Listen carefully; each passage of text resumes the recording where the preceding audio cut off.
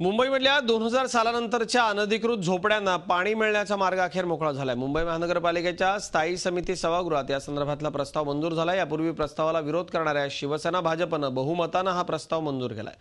प्रस्तावामधल्या जाचकाठी न वगळल्यानं काँग्रेस, राष्ट्रवादी आणि सपानं यावेळी तटस्थ भूमिका घेतली। मनसेने मात्र या प्रस्तावाला तीव्र विरोध केला। त्यामुळे परप्रांतीयांचे लोंढे वाढतील अशी भीती मनसेने व्यक्त केली। मानवतेच्या भूमिकेतून सर्वांना पाणी मिळण्याचा हक्क असल्यानं अनधिकृत झोपड्यांना पाणी देण्याचे आदेश मुंबई उच्च न्यायालयाने दिले होते। त्यामुळे महानगरपालिकेला हा निर्णय घ्यावा लागला।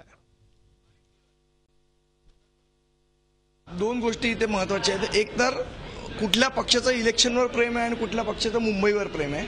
ज्या पक्षांचं इलेक्शनवर प्रेम होतं त्यांनी या प्रस्तावाला पाठिंबा दिला। आमचं मुंबईवर प्रेम आहे, इलेक्शनवर नाही। मुंबई बकाल होण्यापासून वाचली पाहिजे ही आमची भूमिका आहे आणि त्या ठाम भूमिकेवर आम्ही तेव्हाही होतो, आजही हो आणि यापुढेही राहू। शिवसेना आणि भारतीय जनता पक्षाने आज त्याच्यावर डबल रोल केला। परत जी सांगत होते एका बाजूला सांगायचं द्या, दुसऱ्या हाताने काढून घ्यायची, हे भूमिका आज स्पष्टपणे इथे मांडली। जे उपसूचना आम्ही मांडली होता त्याला त्यांनी विरोध दिला। त्याच्या एका प्रकारे याला युटर्नच म्हणता येईल।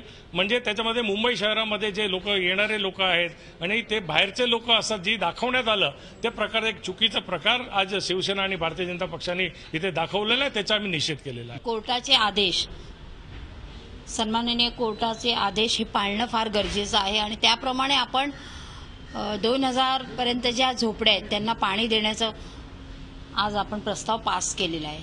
त्याच्यात आपण काही अटी शर्ती टाकलेल्या आहेत आणि त्या अटी शर्ती फुलफिल करूनच आपण त्यांना पाणी देणार आहोत। झी 24 तास रहा एक पाऊल पुढे।